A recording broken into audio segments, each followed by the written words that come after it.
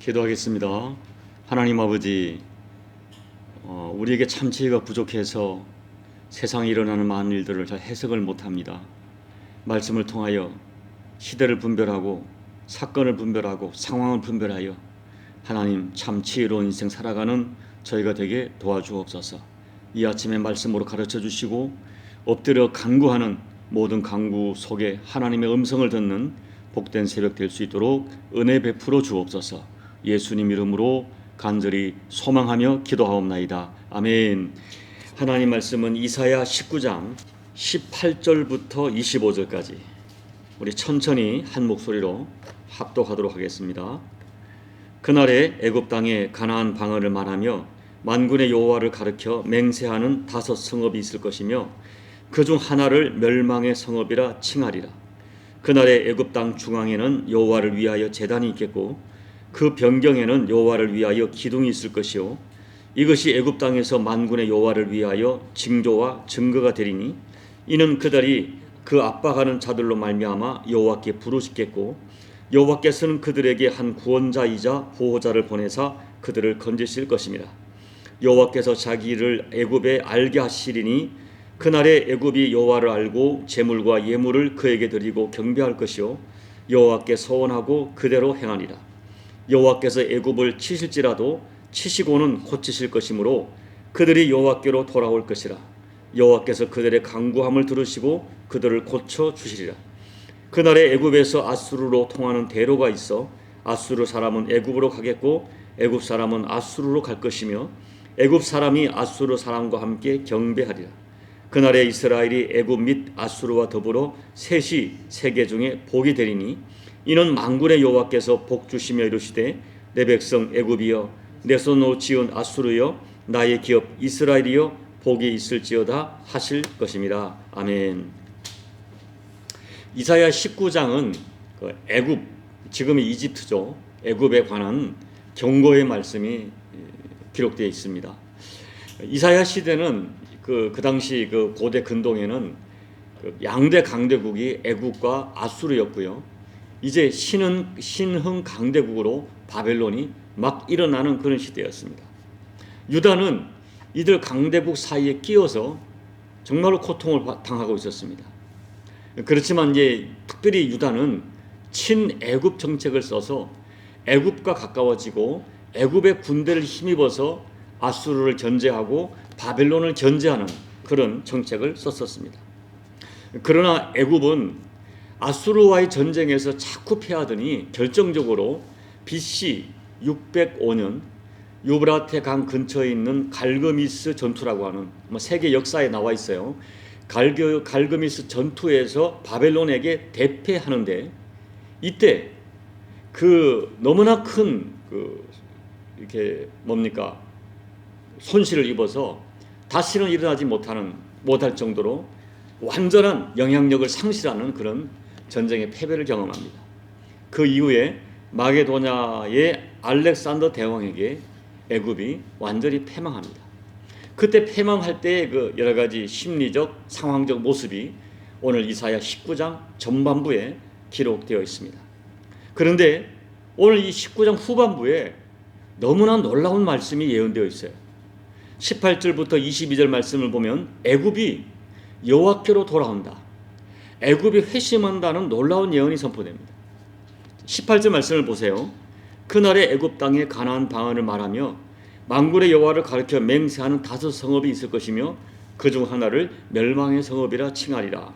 그날에 애굽 사람들이 가나안 방언을 말한다는 것은 애굽 사람이 히브리 유다의 방언을 말한다는 거예요. 그리고 5개의 중요한 성읍이 하나님께로 돌아온다는 것입니다.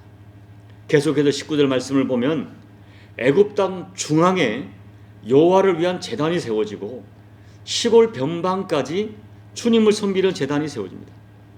20절 말씀을 보면 애굽이 하나님께 구원해 달라고 간구하고 그때 하나님께서 구원자와 보호자를 보내서 그들을 건져주시는 일이 일어납니다.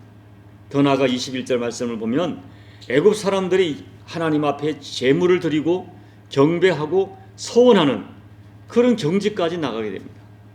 그런데 여러분 21절 말씀 보면 중요한 진실 하나를 밝혀줘요. 여호와께서 자기를 애굽에서 알게 하시리니 그날에 애굽이 여호와를 알고라고 되어 있어요. 애굽 사람들이 여호와를 찾은 것이 아니라 하나님께서 애굽 사람들에게 자신을 알려주셔서 그들이 복음을 받아들였다는 것입니다. 놀라운 일이죠. 정말 극적인 일이죠. 당시 대부분의 나라들이 하나님을 알면서도 버렸습니다. 교만해서 바벨론, 아수르. 그런데 하나님이 역사하시니까 애굽이 회심하고 그리고 나중에 아수르까지 회심하는 일이 벌어진다. 그런데 무엇을 통해서 애굽이 이런 일이 벌어졌을까? 회심했을까? 22절 말씀을 보면 심판입니다. 여호와께서 애굽을 치실지라도 치시고는 고치실 것이며 그들이 여호와께로 돌아올 것이라 여호와께서 그들의 간구함을 들으시고 그를 고쳐 주시리라. 이 본문의 말씀을 성경 학자들이 해석하기는 애굽 사람들이 자기들에게 임한 하나님의 심판을 몸으로 겪으면서 도대체 우리가 섬기는 태양신이 왜 이렇게 무력한가? 우리가 섬기는 태양신은 무엇인가? 이것을 깨닫고 참신이신 하나님께 얼굴을 들게 되었다고 해석합니다. 어떤 설교자는 구체적으로 열왕기하 19장 사건을 또 꺼집어내요. 그 열왕기하 19장에 보면 아수르의 대군 18만 5천 명이 예루살렘을 에워싸죠. 그런데 하룻밤에 18만 5천 명이 몰살되는 사건을 보고 오히려 애굽 사람들이 큰 충격을 받았을 것이라고 해석합니다. 자기들도 두려워하고 자기들도 어찌할 수 없는 막강한 아수르의 대군을 작은 나라, 자기를 의지하던 나라 유다가 하루아침에 18만 5천 명을 전멸시켰다는 소식을 듣게 된 것이죠. 그때 충격을 받은 것입니다. 그때 애굽 사람들이 우리가 믿고 있는 태양신은 어떤 신이고 도대체 유다 사람들이 믿는 그 여호와 하나님은 어떤 신인가 생각하고 비교하게 되었다. 이렇게 성경학자들이 해석을 해요. 어쨌든 중요한 것은 그 이유와 통로는 알 수 없지만 애굽 사람들이 하나님의 긍휼하심을 입었어요. 21절 말씀처럼 하나님께서 애굽 사람들에게 자기를 알리셨어요. 그리고 누군가는 알 수 없지만 22절 말씀에 의하면 누군가가 하나님께 간구했다고 했어요. 하나님께서 그 간구를 들으시고 그들을 고쳐 주셨다고 예언하고 있습니다. 그리고 이어지는 23절 말씀, 제가 23절 말씀이 중요하니까 읽어드리겠습니다.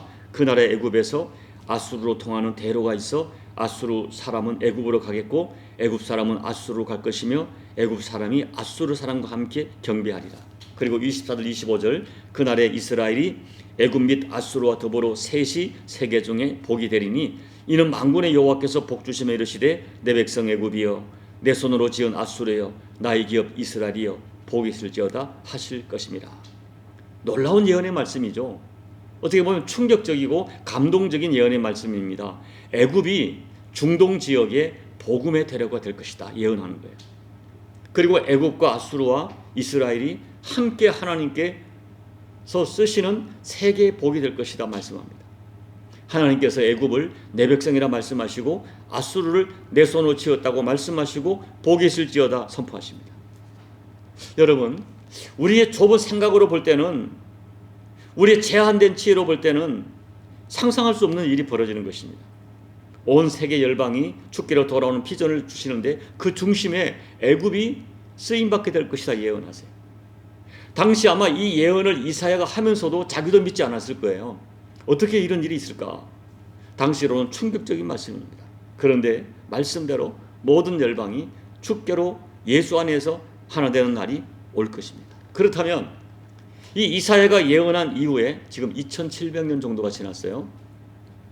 지금 상황이 어떤가?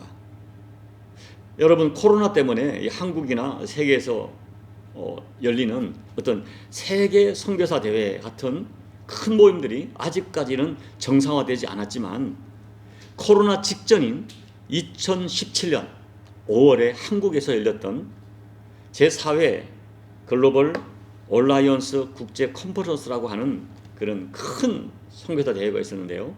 그때 그 집회에 참석한 이집트 교회 S 목사가 이제 보고를 해요. 그때 그분이 뭐라고 말했는가 하면 이집트 교회는 여기 이사야 19장 23절 말씀을 믿음으로 붙들고 있다. 그리고 이 말씀대로 우리 이집트가 중동 선교의 통로로 쓰임받을 것을 굳게 믿고 있다고 보고합니다. 그리고 실제로 현재 이집트 교회가 아랍 중동의 기독교인들을 회심시키는 통로로 쓰임받고 있다고 보고합니다. 특별히 이사야 19장 23절 말씀을 믿음으로 붙들고 중동을 위한 선교사로 자원한 청년이 10만 명이라고 보고했어요. 그리고 공식적으로 이집트 교회가 10년 내에 이게 그때부터 10년 사이에 10만 명 선교사를 파송할 것을 결의했다고 보고했습니다. 여러분, 지금 이집트에는 그 개신교로 분류되는 kopt교인, 이게 기독교인이 약 1,000만 명 정도 되죠. 이집트 인구의 한 13% 정도가 지금 예수를 믿고 있습니다.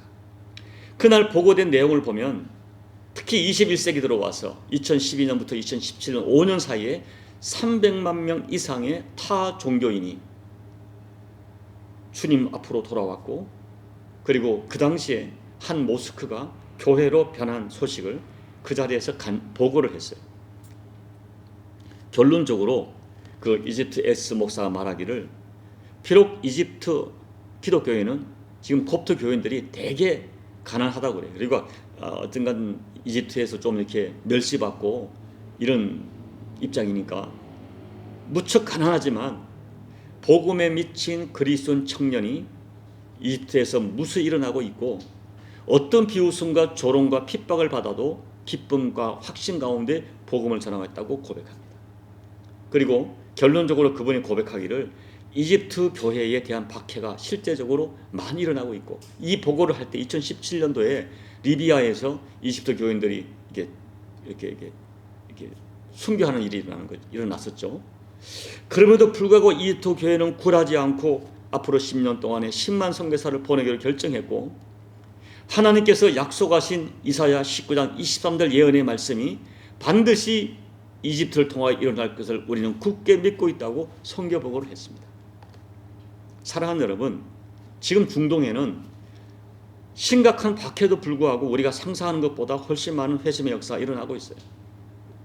교회 역사가이고 선교사인 데이빗 게리슨 목사는 21세기에 타종교, 제가 타종교란 말 썼는데요, 여러분이 새겨 들으시기 바랍니다. 타종교에서 그리스도에게로 돌아오는 것이 전 세계적인 현상이다.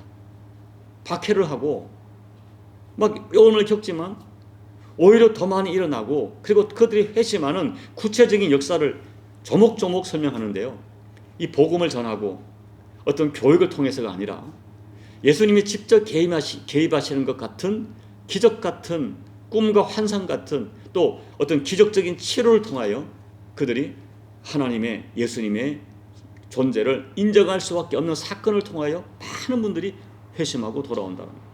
이것은 그 목사님이 자기가 직접 그 회심자를 만난 사람이 한 1,000명 정도 되는데 그들을 통한 간증을 요약한 것입니다. 이 새벽에 구체적으로 말씀을 길게 드릴 수 없지만 이사야 19장의 말씀이 현실로 이루어지고 있다. 하나님이 진행하시는 역사의 수레바퀴는 천천히 돌아가는 것 같지만 반드시 이루어진다 하는 거예요. 우리도 이 일을 위해서 기도하기를 소망합니다. 이제 말씀을 정리합니다. 여러분, 그렇다면 오늘 신학시대를 살아가는 우리들에게 마지막 남은 예언의 말씀은, 그 예언의 큰 줄기는 다름 아닌 예수님의 재림입니다. 많은 예언이 다 이루어졌어요. 이제 예수님의 재림이 남았어요. 우리는 때가 차면 예수님께서 말씀대로 반드시 재림하실 것을 믿습니다. 그때 되어질 일을 사도 바울께서는 데살로니가 전서 5장 16절 17절에서 이렇게 말해요.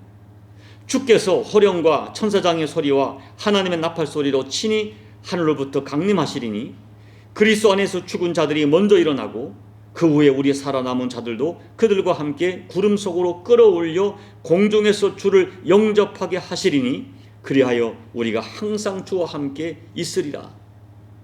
저는 이 말씀이 100% 그대로 이루어지리라고 믿어요. 그 믿음으로 주님을 기다려요. 여러분, 이사야의 모든 예언, 제가 말씀드렸죠.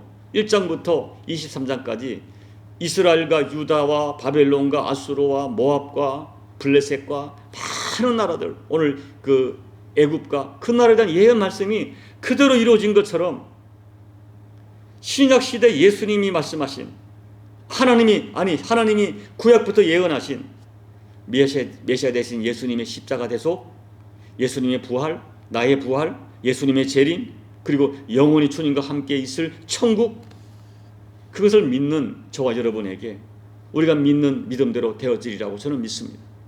여러분, 그 믿음을 가지고 오직 예수 붙드는 믿음을 가지고 이 시대의 남은 자로서 믿음을 지키며 살아가시는 저와 여러분 되시기를 예수님 이름으로 축복합니다. 아멘. 우리 찬송가 488장을 찬양하겠습니다.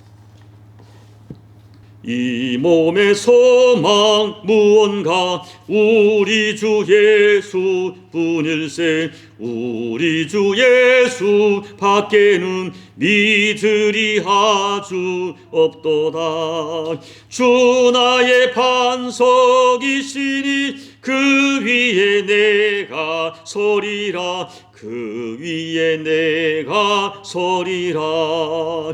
무섭게 바람 부는 밤 물결이 높이 설렐 때 우리 주 크신 은혜의 소망에 닿을 주리라. 주 나의 반석이시니 그 위에 내가 서리라. 그 위에 내가 서리라. 세상에 믿던 모든 곳 끊어질 그날 되어도 구주의 언약 믿사와 내 소망 더욱 크리라. 주 나의 반석이시니 그 위에 내가 서리라. 그 위에 내가 서리라. 바라던 천국 올라가 하나님 앞에 배울 때 구주의 의를 힘입어 어여시 바로 서리라. 주 나의 반석이시니 그 위에 내가 서리라. 그 위에 내가 서리라. 하나님 아버지, 하나님의 지혜와 하나님의 섭리는 우리의 생각을 뛰어넘고 우리 생각으로 이해할 수 없는 그런 너무 어마어마한 것을 오늘 말씀을 통해 다시 한번 깨닫게 됩니다. 그 당시 이사야나 또 우리 시대 우리나 애굽이 이집트가 변화되어 하나님의 복음의 통로로 사용될 것을 누가 생각이나 했겠습니까? 아버지 하나님, 어떤 종족, 어떤 민족도 버리지 않고 사랑하시고 사용하시는 하나님의 놀라운 은혜와 사랑을 찬양합니다. 그 사랑을 입어 아버지 아시아의 작은 나라였던 조국 대한민국이 예수 복음을 받아들이게 되고 이제는 전 세계에 아버지 선교사를 수만 명 파송하는 세계 선교 대국이 되었습니다. 하나님 아버지 고맙고 감사합니다. 우리가 이 큰 은혜를 받았으니 남은 생에 은혜의 감사와 함께 은혜 빚진 자의 마음을 가지고 우리가 살고 있는 삶의 영역에서 부족하고 연약하지만 생명의 주 대신 예수 그리스도를 전하는 이 시대의 남은 자로서 하나님 나라 백성으로서 복음의 메신저로서 아름답게 쓰임받는 우리 모두가 될 수 있도록 은혜 베풀어 주시옵소서. 남은 시간 기도할 때 성령 하나님 우리를 도우시사 기도의 제목을 주시고 이 새벽에도 영어로 기도할 수 있도록 하나님 은혜 베풀어 주옵소서. 예수님 이름으로 감사하며 기도하옵나이다. 아멘. 여러분, 오늘 말씀을 붙들고 제가 오늘 설교 제목을 하나님의 놀라우신 은혜라고 잡았어요. 이 그날에 되어질 놀라운 은혜를 찬양하시고, 그리고 이 시대 남은 자로서 주님, 내 사명은 무엇입니까? 나도 그 복음의 역사에, 하나님 역사에 부족하지만 동참하기를 원합니다. 이 새벽에 하나님 나에게도 그 사명을 깨닫게 도와주십시오. 간절히 기도하시고 여러분 각자의 개인 기도하시고 우리 남은 십자가 교회가 하나님의 이 선한 도구로 지금은 작지만 어떤 모습이든 반드시 쓰임받도록 여러분 중보하며 기도해 주시고 예배를 마무리하시고 돌아가시기 바랍니다. 기도하겠습니다. 하나님 아버지 고맙고 감사합니다. 오늘 이 애굽에 대한 하나님 마지막 말씀, 애굽이 그날이 하나님께로 돌아오고 여호와의 제단이 세워지고 하나님께 소원을 드리고 예물을 드리고 제사를 드리고 아버지 온 중동 지역에 아버지 복음의 통로로 사용되는 이 메시지가 우리에게 너무나 감동적입니다. 하나님의 놀라운 섭리와 사랑을 찬양합니다. 아버지 하나님, 그리고 이 말씀대로 되어질 것을 저는 믿고 우리가 믿습니다. 하나님 아버지 성경에 기록된 수많은 말씀, 주께서 말씀하기를 나의 말은 1.1획도 아버지 변하지 않고 그대로 이루어지리라. 저는 우리 그 말씀을 믿습니다. 하나님 아버지, 이제 예수님의 재림을 기다리는 저희들 남은 생 이 땅을 살면서 우리가 이 시대의 남은 자로서 아버지 복음을 전할 메신자로서 하나님께서 주시는 아버지 복음의 나팔수로서 아버지 우리가 파수꾼으로서 어떤 사명을 감당할지 깨닫는 저희가 되게 도와주옵소서. 아버지 내 주변에 내가 살아가고 있는 삶의 상황에서 내가 어떻게 예수 그리스도 이 하나님의 이 생명의 주 되신 주를 전할 것인가를 생각하게 도와주시고 우리가 살려내고 우리가 구원의 사람이 보여지고 만나줘서 하나님 앞에 아버지 작지만 그 삶의 하나님의 남은 자로서의 사명을 온전히 감당하는 우리 모두가 될 수 있도록 아버지 도와주옵소서. 오늘도 새벽을 깨워 간절히 기도하는 우리 교우들의 모든 기도 응답해 주시고 아버지 은혜가 없이는 살 수가 없습니다. 하나님의 도움 없이는 살 수 없습니다. 아버지 이런 간절한 심령을 가지고 엎드려 간구하는 기도의 제목이 한마디도 땅에 떨어지지 않고 저들의 눈물이 한 방울도 땅에 떨어지지 않고 주의 병에 담겨져서 하나님께 연락되는 복된 기도가 될 수 있도록 하나님 아버지 은혜 베풀어 주시옵소서.